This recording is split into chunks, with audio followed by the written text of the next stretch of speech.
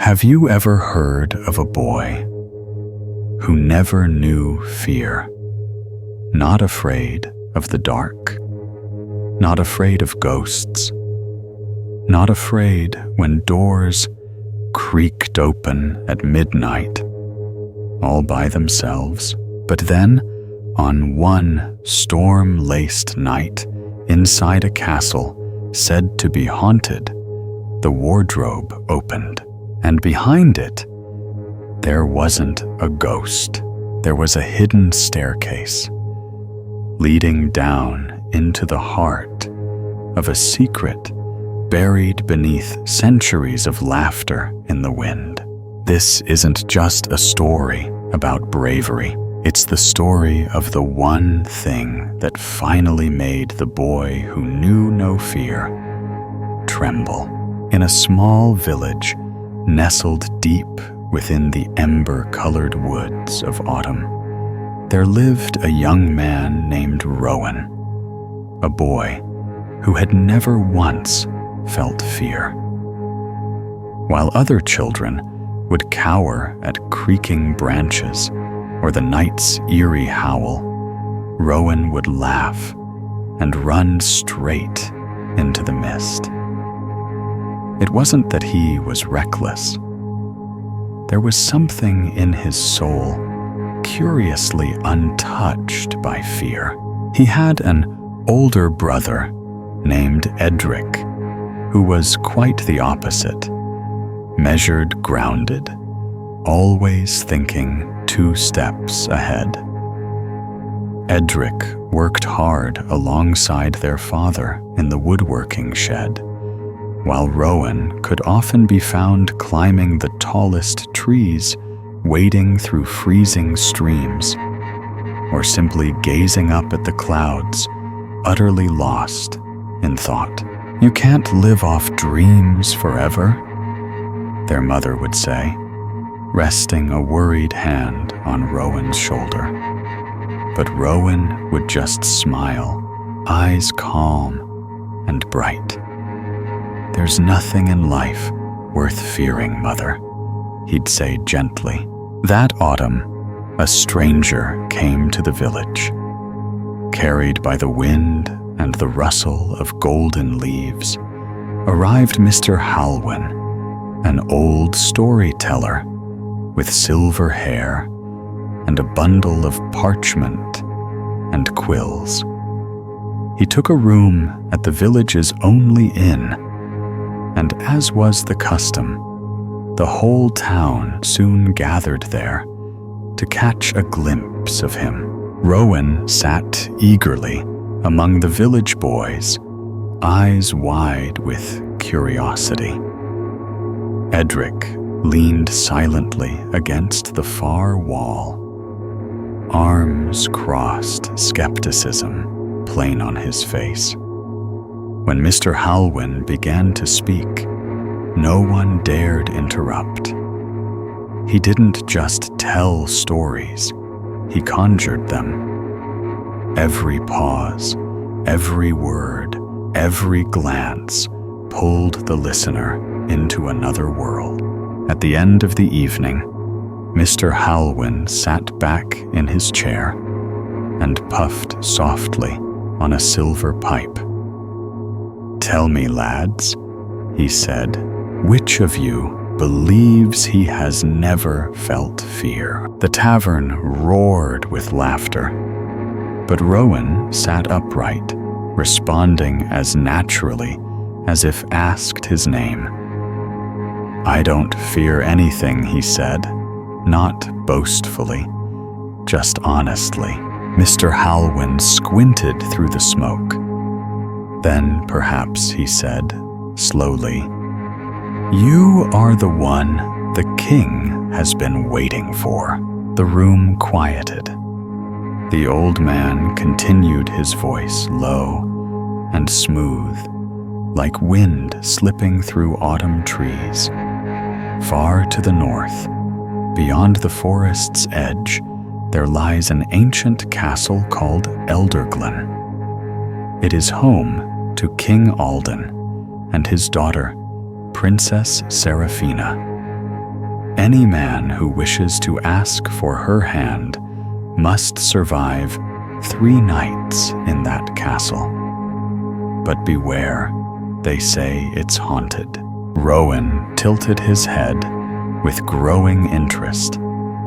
Edric sighed. No one has lasted till the 3rd morning.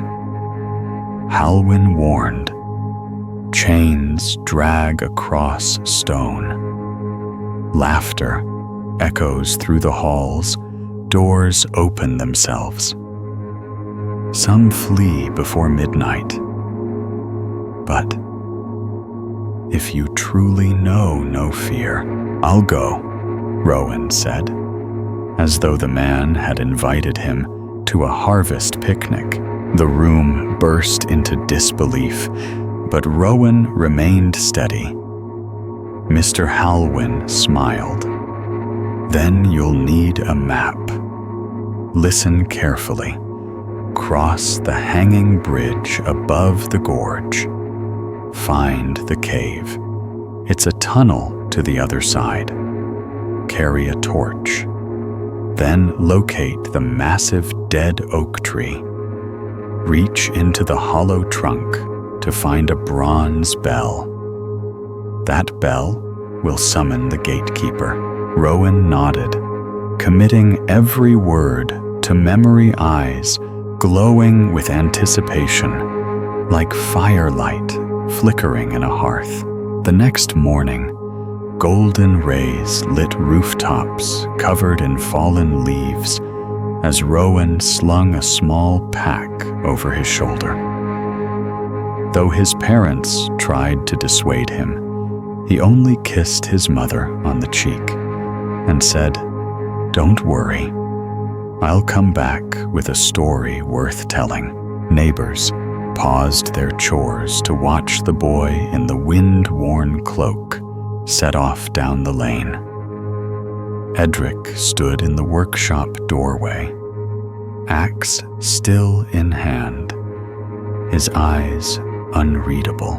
Rowan didn't look back. He walked into the forest as if entering a dream already written, where every falling leaf felt like a sentence from the sky. And thus his journey began.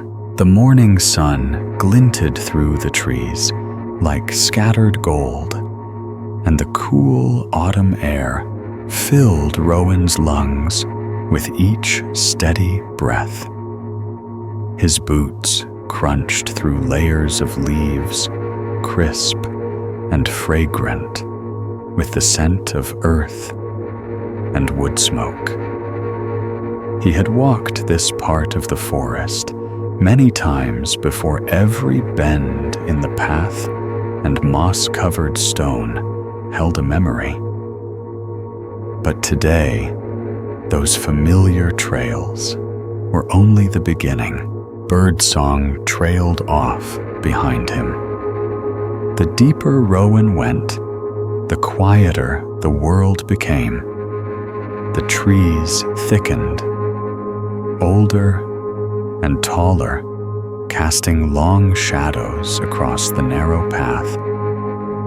Soon, the soft comfort of home gave way to the unknown. By late afternoon, Rowan had reached unfamiliar ground. The path sloped downward, and the trees bent low, whispering secrets to the wind. His legs ached, but he pressed on. Just a little farther, he muttered, eyes scanning for the landmark Mr. Halwyn had described. Then, with the suddenness of a dream changing scenes, he saw it, the hanging bridge. It spanned a deep gorge, too wide to jump, too steep to climb. The bridge swayed gently in the breeze, a patchwork of ancient wooden planks and thick rope, creaking with age. Far below, a silver ribbon of river, carved through the rock, echoing softly upward. Rowan approached without hesitation. He placed one foot on the first plank, testing it. The wood groaned, but held. Gripping the ropes on either side, he took another step, then another. His balance was sure, even as the bridge wobbled beneath him. Halfway across, a gust of wind tugged at his cloak. He paused, letting the breeze pass, then pressed forward, eyes locked on the far side. Just as he neared the last few planks, a flash of movement startled him. A small brown blur darted from the trees and skidded to a halt at the bridge's edge. A dog. It was a scruffy little thing, ribs showing slightly beneath a coat of muddy fur. Ears perked, tail wagging, eyes wide and hopeful. Rowan stepped off the bridge, crouched low, and extended a hand. "Hey there, fella," he said gently. The dog took a cautious step forward, sniffed the air, then bounded up to Rowan, as if greeting an old friend. It licked his hand tail, thumping the ground with excitement.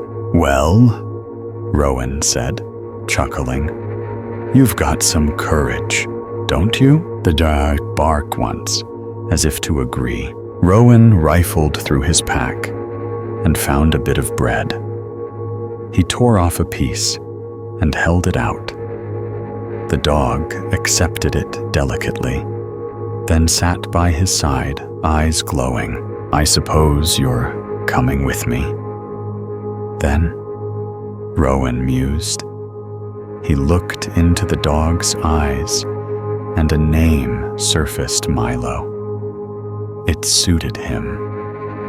Milo barked again, a soft, eager sound. The two continued together. Through the woods, the fading light casting a bronze hue on the trail ahead. Milo trotted ahead, sniffing and exploring, but never straying far. Every few steps, he would look back to check on Rowan tail, wagging with joy. As twilight descended, the forest grew colder. Rowan's breath clouded in the air, and a damp chill settled into his bones. He pulled his blanket tighter around his shoulders, eyes scanning the darkening path, and just when he began to worry he'd missed the next landmark, he found it, the cave. It yawned at the base of a mossy hill, a hollow in the rock, like a mouth waiting to speak. The entrance was narrow and black as pitch inside. He fished into his pack and pulled out the torch Mr. Halwyn had given him. But no matter how many times he struck the flint, the torch would not catch flame. He frowned. Well, that's not ideal. Milo padded to the entrance of the cave, wagged his tail, and barked softly. Then, without waiting, the dog walked into the darkness. Rowan stared after him. Another boy might have hesitated, but Rowan had already made up his mind. If Milo could walk into shadow without fear, then so could he. With one last glance at the fading sky, Rowan stepped into the cave. It was cold, damp. The air clung to his skin like mist. Each footstep echoed in the tight stone corridor. He reached out, fingers brushing the wet walls, steadying himself. He could hear Milo's soft footfalls ahead, guiding him just out of reach. Almost there, he whispered to Milo, or to himself. He wasn't sure. The path twisted and narrowed, then suddenly widened again. A faint glow began to appear ahead, pale light filtering in from the other side, and just like that, they were through. Rowan emerged into a clearing, bathed in moonlight. Milo ran in circles, barking happily. The forest here felt different. Still trees, still shadows. But the air pulsed with something older, something unseen. Rowan took a deep breath, then gathered kindling and lit a fire. Milo curled up beside him, resting his chin on Rowan's knee. "Thanks for the company," Rowan said softly, stroking the dog's fur. Above them, the stars shimmered, and somewhere ahead, the dead oak waited. The next morning, Rowan woke to a soft veil of mist sunlight filtering gently through the trees. He stretched, scratched his head, and looked beside him. Milo was still fast asleep, belly rising and falling in slow, steady rhythm. His ears twitched slightly, caught in a dream. Maybe chasing a squirrel, or drifting through a whirlwind of leaves, or perhaps just resting in peace. Rowan smiled. Then he stood, rolled up his blanket, and tucked the last bit of bread into his cloth satchel. He knew this would be the final day of this first journey. According to Mr. Halwyn, if he could find the bell hidden inside the trunk of the dead oak, the gate to Elderglen Castle would open. "Milo," he called softly. The dog jumped up immediately, tail wagging, fully alert. They set out beneath a brooding sky. Gone were yesterday's golden rays. Gray clouds gathered overhead, and the wind grew colder. Rowan wrapped his cloak tightly around his shoulders, quickening his steps. He hoped to reach the tree before the rain began. Time seemed to stretch. He passed dense thickets weaved through twisted roots, blanketing the forest floor.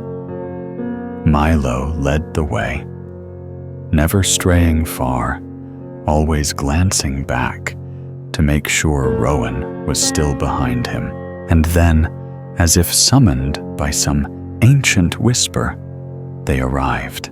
A massive oak stood alone in the path, dark and silent, its bark scorched black with age. It was older than anything Rowan had ever seen. Its gnarled branches reached into the sky like ancient arms, cracked and bare. No leaves, no birds, just silence. Heavy, reverent silence. Rowan stepped closer, heart steady. He walked around the tree, scanning its surface. There, he murmured. Just as described near eye level was a hollow half-moon, shaped and vanishing into darkness. He'd have to climb to reach inside. Milo sat nearby watching.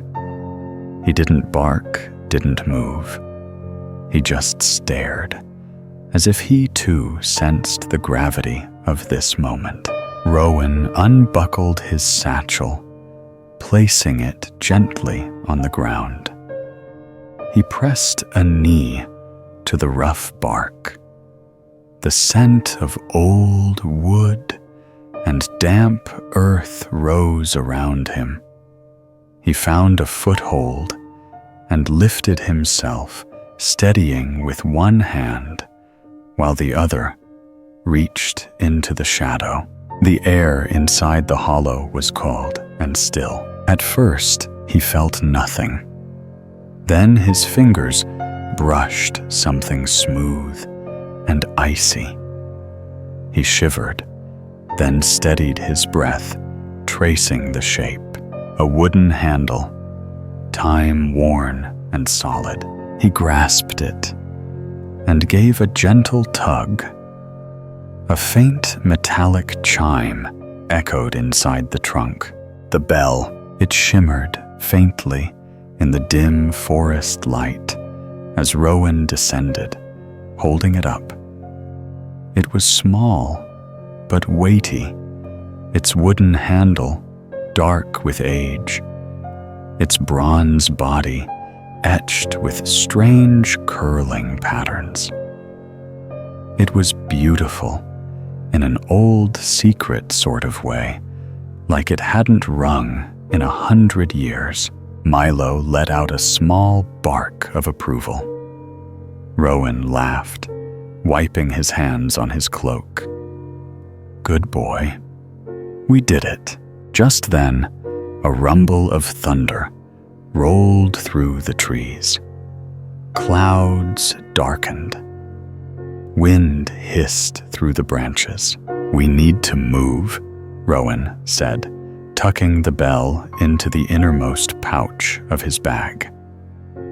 Milo sprang ahead, leading them away from the clearing. Minutes later, the forest path forked. One trail continued into thick, unwelcoming woods. The other curved toward a clearing where faint light shimmered through sparse trees. Rowan chose the light, and there looming ahead was a wall of ancient stone, cracked and weather-stained, covered in ivy. A castle. Without question, Rowan's heart thudded. Not from fear, but from something greater. Like he was walking toward a place he was always meant to find. Milo slowed. Ears pricked forward. Rowan crouched, placing a hand on the dog's head. Let's go, my friend. We've made it. His fingers brushed the edge of his pouch, touching the cold metal of the bell. A chill ran up his arm, not from the bell itself, but from the feeling that something was about to begin. Something that couldn't be undone. The stone wall stretched farther than Rowan had imagined. Towering and cloaked in thick ivy, it seemed to disappear into the mists at either end. The forest here was hushed, as if even the wind held its breath. Milo walked silently at Rowan's side, head-high paws padding lightly across the earth. They followed the wall for several minutes, the path narrowing into a tunnel of low branches. Then suddenly, it opened. A massive wrought iron gate stood before them, arched and rusted, but unyielding, with spiked bars twisting skyward. It was wide enough for a carriage, yet the silence around it was so complete it felt wrong to speak above a whisper. Rowan stepped forward, heart steady. He reached into his pouch and drew out the bell. Milo, he said softly, I think it's time. The dog sat, ears twitching. Rowan lifted the bell and rang it. A single clear chime echoed through the trees. Its sound shimmered in the air, sharp, ancient, and strangely melodic. The vibrations lingered, dancing through the quiet woods. Then nothing. Rowan frowned. Maybe I need to ring it again. But before he could lift his hand, a sharp voice crackled from within the gate. Don't ring that again. Rowan froze. The voice was thin, reedy, and irritated, belonging neither to ghost nor king. A creaking sound followed.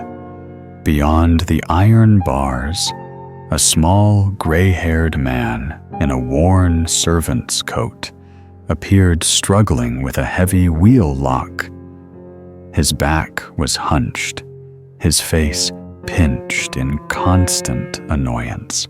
With great effort, he pulled the gate open, just wide enough for Rowan and Milo to squeeze through. Well, come in then. Quickly, before I change my mind. Rowan obeyed, ducking through the opening. Milo followed with a wag of his tail. Hand it over. The man demanded, stretching out a bony palm. The bell, Rowan asked. Obviously, the man snapped. If I never hear that dreadful clatter again, it'll be too soon. Rowan placed the bell gently into the man's palm. The man examined it, as if it might bite him, then tucked it inside his coat. Without thanks, they began walking the man's steps, quick and short. Rowan and Milo followed, taking in their surroundings with wide eyes. They had entered the castle grounds. Despite the imposing walls, the inner courtyard was alive with quiet beauty. Fountains trickled. Trees bent over cobbled paths. Vines clung lovingly to the stone. The gardens, though touched by autumn slumber, still held color and charm. The castle beyond was graceful rather than grand. Its turrets curved like storybook towers, and lanterns flickered in arched windows. Rowan slowed his steps, marveling. Milo sniffed at the grass tail wagging slowly. Don't dawdle, the man barked without turning. You're not here for sightseeing. Rowan quickened his pace. Sir, what's your name? The man paused on the steps leading to the great wooden door. He looked over his shoulder with disdain. Thorn. Then he heaved the door open and entered without another word. Rowan followed into a warm foyer filled with the scent of burning wood. Tapestries lined the walls. A carved staircase rose upward in a gentle arc. Thorn stopped suddenly, causing Rowan to nearly bump into him. Turning with practiced monotony, the man recited, "You're here to court the Princess Seraphina. As you've no doubt heard, no man has lasted 3 nights in the castle. Most barely survive one. The king does not meet with cowards." Rowan nodded. "I understand." Thorn rolled his eyes. "You'll be shown to your chamber. Dinner will be brought. If you're still here, come morning, you may join the princess and King Alden for luncheon." With that, he turned again and marched up the stairs. Rowan and Milo followed their footsteps echoing along the walls. They passed portraits, figures in regal attire, some solemn, some smiling, faintly, all long gone. At the end of the hall, Thorn stopped before a round wooden door. He opened it and gestured without emotion. "Your room." Rowan stepped inside. The turret chamber was larger than expected. A canopied bed sat at the center, its curtains drawn back. The walls curved gently, lined with tall windows that overlooked the gardens. A small writing desk rested under the largest window, beside a polished wardrobe. The stone floor was warm from the fire crackling in the hearth. Milo padded across the room, sniffing the edges, then curled on the rug. Rowan turned to Thorn. "Thank you." But the door had already closed. He was alone. Rowan exhaled. He set down his pack, removed his boots, and stood for a long moment in the quiet. The fire crackled gently. Outside, the wind began to stir, tapping at the windows like invisible fingers. Just then, a knock. Rowan opened the door. No one stood outside, only a tray on the floor, with bread, cheese, and a small bottle of wine. A second plate held a bone and biscuit. "For Milo," Rowan said with a grin, carrying the tray inside. He shared the food with his companion, then settled into the bed, the blanket heavy and warm. Wind howled louder now. Storm clouds gathered. The first night had begun. Rowan awoke with a start. The room was dark, blacker than it should have been. The fire had burned low, and the candle by his bedside was just a stub of melted wax. Outside, wind battered the windows, rattling them in their frames. It sounded like waves crashing against a ship at sea. He sat up, confused. Something had woken him. A sound. It came again, a slow metallic scrape. He held his breath. There it was, a dragging noise, like chains being pulled across the stone floor just outside his door. Milo lifted his head and growled softly low in his throat. His body tensed, tail stiff. Rowan stood pulling the blanket off and stepping onto the cold stone. His heartbeat remained steady, but his mind sharpened. He moved toward the door and pressed his ear to the wood. Another sound closer now. A faint laugh. He opened the door. The hallway lay silent before him. Torches flickered along the stone walls, their flames dancing, but casting no warmth. The shadows moved long and trembling, but no figure could be seen. He stepped outside, barefoot, and peered down both ends of the corridor. Nothing. Milo appeared beside him, ears back, nose twitching. A whisper, too soft to catch. Rowan turned, heart not racing but watchful. Is someone there? No answer. He stood there for a long moment, unsure whether to wait or return to bed. Eventually, with a shrug, he stepped back inside. Come on, Milo. They returned to the bed, but sleep was not eager to return. Just as Rowan's eyes began to droop once more, the sound returned. Chains again.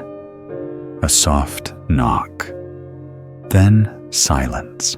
He opened the door once more. Empty. The entire night passed like this. Every time he began to doze, a new noise, clinking metal, whispers, wind slamming, a shudder would jolt him awake. Once the wardrobe door creaked open by itself. Another time, the window unlatched and swung open, letting the wind whip through the curtains like ghostly hands. But Rowan never panicked. He simply rose, closed what had opened, and returned to bed.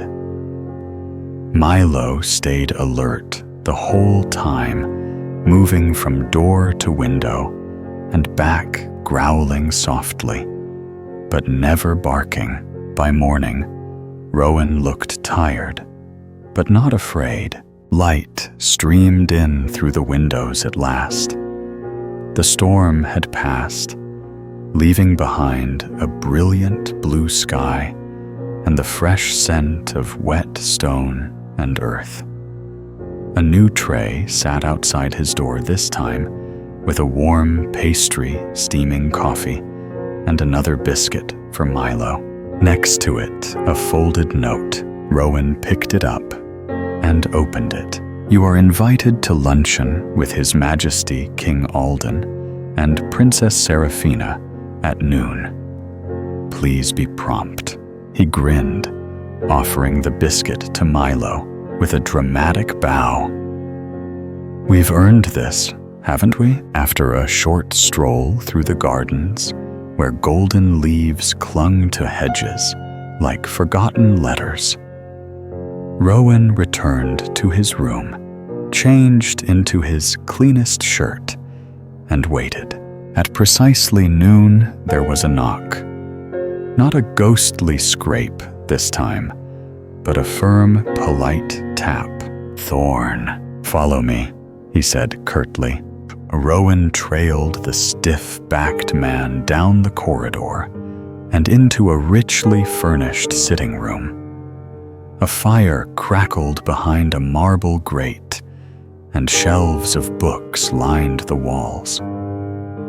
Before he had time to explore, Thorn straightened and announced His Majesty King Alden and Her Highness Princess Seraphina. Rowan stood quickly. The king entered first, a broad, bearded man, with a gaze as heavy as his robes. He was followed by the princess, Seraphina. She wore a gown of soft gray, simple yet elegant, with no jewelry, save for a silver pin in her hair. Her expression was calm, observant, and unreadable. Her eyes lingered on Rowan, as if trying to see beneath his skin. The king gestured to the table. Sit. They did. Lunch was quiet at first.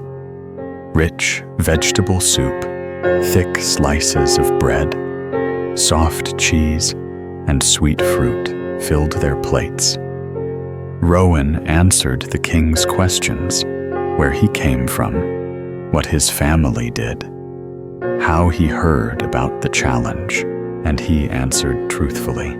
He didn't boast, didn't embellish, just told the story as it was.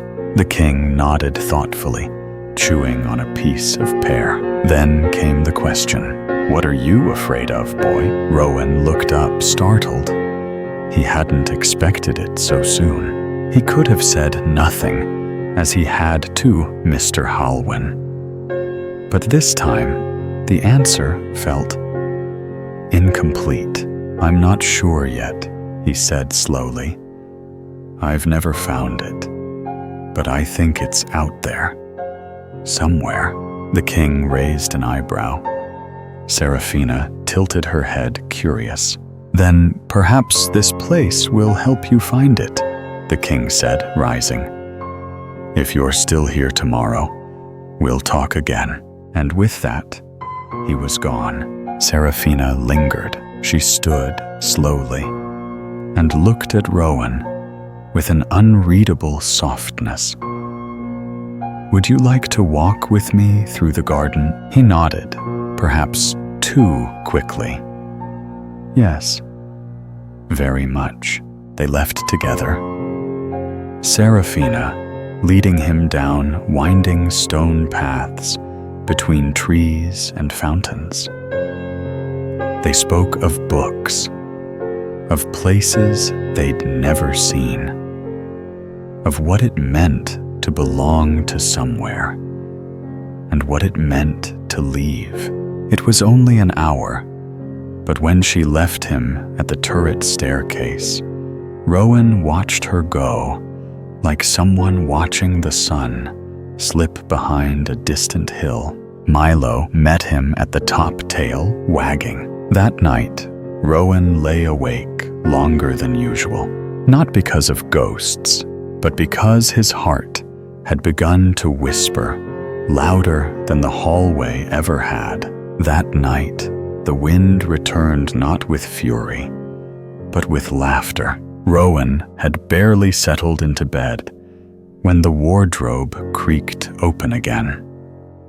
This time, the sound was accompanied by a strange rustling, like fabric brushing across stone, followed by a distant giggle. Not a child's giggle. No, this one was deeper, more knowing. As if the castle itself had found a reason to be amused. He sat up, rubbing his eyes. Milo stood alert near the foot of the bed, his nose pointed toward the door, his whole body tense, but not fearful. The window slammed open with a loud bang. Rowan jumped to his feet and crossed the room. Wind howled through the gap, flinging the curtains about like ghostly dancers. He pushed the heavy pane shut, clicking the latch. "If this is a performance," he muttered to no one in particular, "I hope the finale is worth it." Then the door opened, wide. He turned slowly, half expecting Thorn with a tray of biscuits, or perhaps Serafina with a midnight riddle, but no one was there. The hallway stretched, on fire lit and flickering, utterly empty. Rowan crossed the room in 3 slow strides, peeked outside and whispered, "Is anyone there?" Only silence answered. He closed the door gently. Milo whimpered and pawed at the wardrobe. Rowan opened it wide, nothing inside but his extra shirt and the shadowed corners of the oak interior. Still, he placed a chair in front of it, just in case. He climbed back into bed and pulled the blanket up. Milo leapt beside him and curled into a ball, his tail tucked under his chin. And just as Rowan began to drift, the wardrobe door knocked once. Knock, knock, knock. He turned over and stared at the ceiling.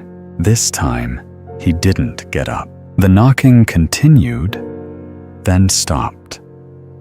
A breeze stirred the room, even though the window was shut tight. A whisper passed near his ear, like breath against skin.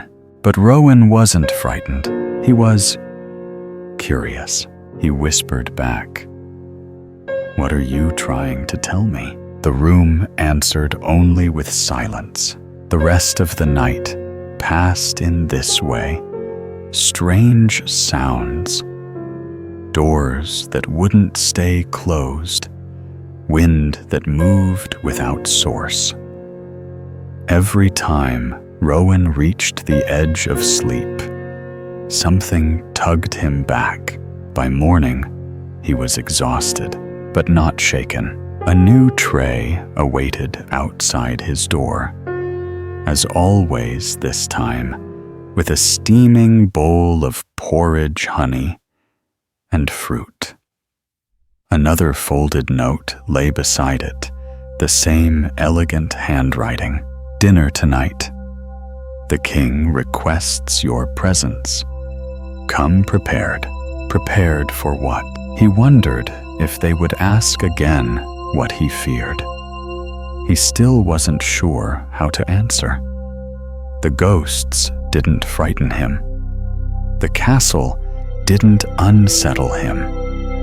Even the laughter in the wind had become familiar, but something inside was changing. After breakfast, Rowan took Milo for a walk through the garden. The air was crisp, and leaves clung stubbornly to the branches as if trying to hold back winter. He wandered to the same stone bench where he and Seraphina had sat the day before, hoping perhaps foolishly that she might appear again. She didn't, not then. That evening, he dressed carefully and arrived at the dining hall as instructed. The room was warm, lit by candlelight. Silver gleamed on the long table. Milo stayed behind in the turret room, this time curled in his usual corner. Thorn opened the door for the royal guests. The king entered first, majestic and quiet. Then came Seraphina. Tonight, she wore a dress of emerald green. Her hair was braided loosely, and though she wore no crown, she walked with the certainty of one born to rule. Rowan stood bowed and took his place across from her at the table. Dinner was a grand affair. Roasted, meats spiced, root vegetables, flaky pastries.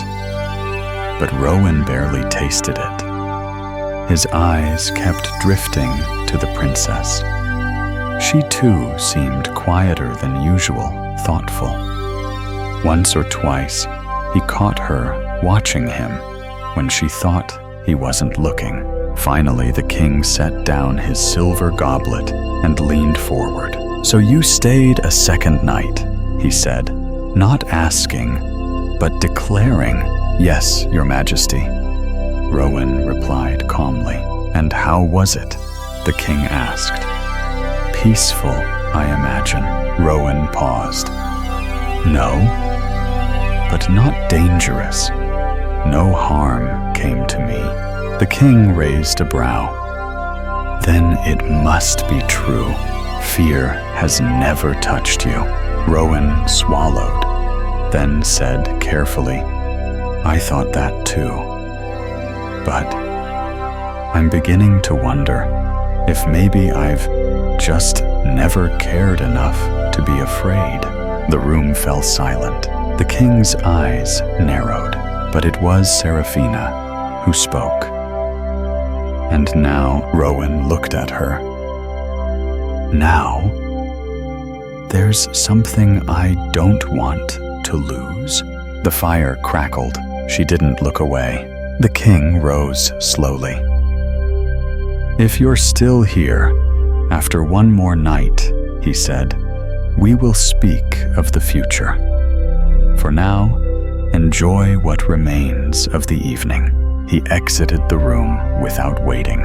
Seraphina lingered once more. As she stood to go, she said softly, "You're not what I expected." Rowan smiled faintly. "Neither are you." That night, back in the turret room, he sat by the window, watching the wind twist through the treetops. The sky was cloudy again, moonless, and the world felt suspended, quiet, unsure. Milo curled at his feet, already asleep. The wardrobe door groaned. The window latch unhooked itself, but Rowan didn't rise. He was listening for something else now. Not ghosts, but his own heart. The wind had finally quieted, but the silence that followed was heavier than before. It pressed into the room like mist through old stone, curling into corners, clinging to curtains. Rowan sat by the hearth, the last flickers of flame casting amber shadows across his face. Milo lay curled on the rug, his body twitching now and then in sleep. Rowan should have been resting. This was the third and final night. Instead, his thoughts wandered to Seraphina's eyes, to the way the king had looked at him, and most of all, to his own heart. It was new territory, unfamiliar, and for the first time, he wasn't certain of what waited in the dark. Suddenly, Milo stirred, not a stretch or yawn, but a growl, low and steady. He rose slowly and padded toward the wardrobe. His ears flattened. He let out a sharp bark. Rowan stood alert. The wardrobe was open again, but this time, something was different. Light, a soft golden glow poured from behind the clothes, as if someone had lit a lantern in the back of the wardrobe. Rowan stepped closer and reached past his hanging cloak, and there it was, a hidden seam, a line in the wood where there should be none. He pressed. The back panel shifted with a faint click. A door. Behind it, a narrow stone staircase spiraled downward, swallowed quickly by shadows. Milo barked again, as if to say, "Are we really doing this?" Rowan smiled faintly. "You know the answer." Grabbing the candle from his bedside, he lit it and stepped inside. Milo followed at his heel, cautious but steady. The door creaked shut behind them, sealing off the warm glow of the turret room. Down they went. The air grew colder with each step. The flame flickered wildly, casting curved shadows against the stone walls. The staircase twisted like a forgotten thought, deeper and deeper into the heart of the castle. Then a second door, wooden, unmarked. Rowan pushed it open and stopped. The room beyond was small, round like his turret, but lined with strange objects. Scrolls, maps, shelves of books. A long table filled with bottles of ink and scattered papers. And standing by it, in a plain nightshirt, holding a candle of his own, the king, and beside him, adjusting a curtain that covered one wall, Thorn. They both turned in surprise. "Ah," the king said. "So, you found us." Rowan blinked. "What is this?" Thorn grumbled. "You weren't supposed to see." The king sighed and motioned to a chair. "Sit. No point hiding now." Rowan remained standing. "Are you the ghosts?" "Not quite," said the king, rubbing his beard. "But yes, the noises, the wind, the laughter, the knocks, all of it." "Why?" Thorn looked annoyed. "Because it works," the king added more gently. "Because it shows us who they are. The men who come, the ones who want Seraphina's hand. We test them." Rowan absorbed this, so none of it was real. Some, was the king said, shrugging. But nothing harmful. Just persuasion. Fear wears many masks. Rowan looked down at Milo, who sat quietly watching everything. You weren't afraid, the king said. Not of ghosts, not of tricks, not of being alone. But now you are, aren't you? Rowan didn't answer. Thorn smirked. We saw it at dinner. The princess has a way of making people tremble. Rowan's face flushed. That's not... It's all right, the king interrupted. We designed all of this to find bravery. But what you're facing now? He pointed to Rowan's chest. That's something good different. Rowan's voice softened. I don't want to be sent away. The king nodded. Just then, a voice from the staircase. Neither do I, Seraphina. She stepped into the candlelight, wearing a long robe of silver gray. Her eyes were calm, but her lips trembled slightly. Thorn muttered, Why is everyone awake tonight? But no one answered. Rowan looked at her. You knew about the hauntings, she nodded. It was part of the test, and part of the story. You weren't afraid I'd hate you for it. She stepped closer.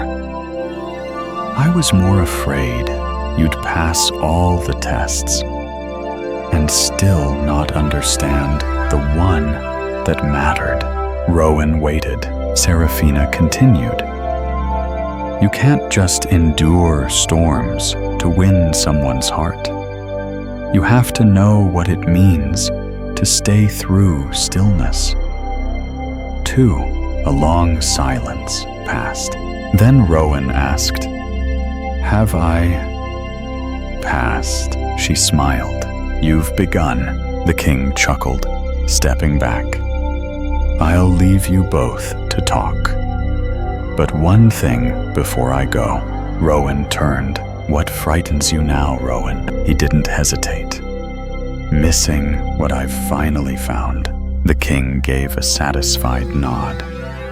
Then maybe, he said, you've finally learned what fear is for. With that, he exited through a side door, Thorn grumbling after him. Rowan looked at Seraphina. She looked at him, and in that quiet underground room, beneath a castle of ghosts and stories, something invisible changed between them. Not magic, but something close. Dawn broke with a golden softness. For the first time since Rowan had arrived at the castle, no wind scratched the windows. No footsteps echoed down the halls. No tricks disturbed the stillness. The quiet wasn't hollow anymore. It was restful, earned, alive. He had returned to the turret room just before sunrise. His steps slower than usual, but his heart steady. Milo curled up at the foot of the bed, letting out a deep, contented sigh as he drifted off to sleep. Rowan, though, tired, remained awake. He sat by the window, arms crossed against the chill, watching light spill over the garden like a prayer whispered across the earth. Everything seemed touched by a new clarity. Stone glowing warmer trees, breathing easier.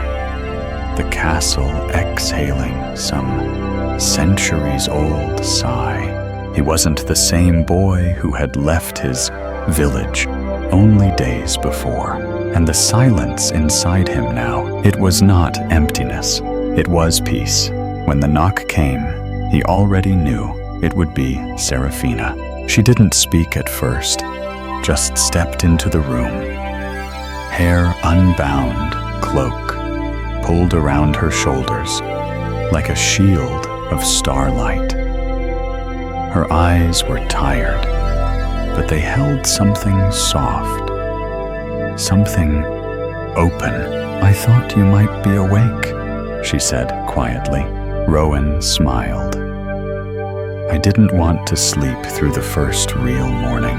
She crossed to stand beside him at the window. Together, they watched the sunlight bloom across the turrets, kissed by amber and gold. "No tests today?" he asked. "No more tests," she replied. "Unless you count meeting my opinions, which can be far more unpredictable than my father's ghosts." He laughed, and for a moment, they said nothing more. Milo stretched, let out a groggy bark, then padded over to sniff Serafina's slippers. She bent down to scratch his ears, smiling as he leaned into her hand. "I like him," she said. "He chose me," Rowan replied. "Not the other way around." Serafina rose, hands still clasped before her. "There's something I want to show you." They walked together, down winding staircases, and through halls Rowan hadn't yet seen. No thorn, no king, no ghosts, just them. The corridors were warmer now, touched by morning light, filtering through stained glass. At last, they reached the main gate. The massive iron bars stood closed just as before. But this time, there was no sense of barrier, only potential. Serafina stepped toward the mechanism and placed her hand on the lever. My father had it locked for years. After too many suitors ran away in the night, he stopped opening the gate entirely. Said if someone was worthy, they'd find their own way in. And if they didn't? Rowan asked. They weren't the right story, she said simply. Then she looked at him. You've made it 3 nights. Faced every fear we could craft. You met my father and me. But I still have one question. Rowan waited. If I open this gate now, would you leave? The question settled deep into him, not like a spear, but like a seed. He took a long breath. I think he said slowly that the boy I was would have gone home. With a good story, a medal, maybe a proud smile. But now, he turned to her. I don't think that boy is standing here anymore. Serafina stepped closer. And the man who is... Rowan looked into her eyes, finally able to name what had risen in him these past days. What the ghosts couldn't scare away. What the darkness had only deepened. I think he's falling for someone who speaks in riddles and walks like the wind is her oldest friend. A small smile played on her lips. Then perhaps you shouldn't walk away. She pulled the lever. With a deep groan, the iron gates creaked open, wide and slow. Morning light poured in like a river set free.